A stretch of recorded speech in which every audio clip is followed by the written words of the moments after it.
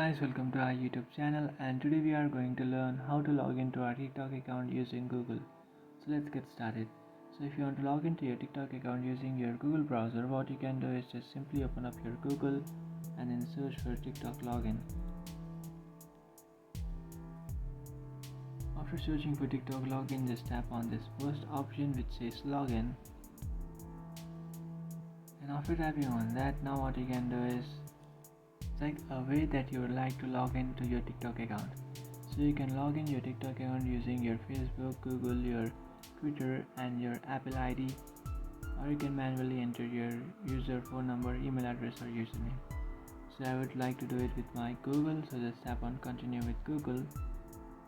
After tapping on continue with Google, now you have to select the email address which you have linked to your TikTok account with. And after tapping on Google, here you can see you have successfully logged into your account. So that's it guys, this is how to log into your TikTok account using Google. If you find this video helpful, don't forget to like and subscribe to our channel. If you have any doubts, feel free to comment below. Thanks for watching.